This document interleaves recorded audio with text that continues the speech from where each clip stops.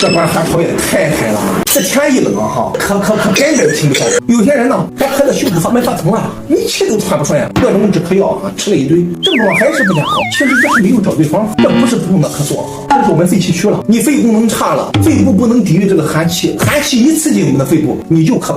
止咳药呢，它有治标不治本，你只会越咳越伤肺。所以这个咳嗽啊，你吃不见。今天刀哥啊，就教你们2个应对方法。第一个就是补肺丸，肺气虚你才会咳个不停。特别是我们本身啊，你有慢阻肺的体质的人，或是我们讲究以后呢，你肺功能受损的朋友，一遇到这个冷空气啊，你就咳得不厉害。那这个时候呢，我们可以实施补肺丸，它能够补肺益气，止咳平喘，源自于600多年前的经典名方永利前方中的补肺汤，遵循中医君臣佐使的配药智慧，有补肺益气、止咳平喘的作用。那方中的君药呢，可用党参、熟地黄补肺益肾；臣药呢，搭配着我们的黄芪、五味子，能够补肺益气、补肾纳气；佐使药呢，则是以紫菀化痰止咳、桑白皮泻肺平喘。6味药材协同作用，祛湿加固，补强我们受损的肺功能。第二个，日常出门的时候啊，一定要记着戴厚口罩，避免这个冷空气啊直接呛到我们的肺里。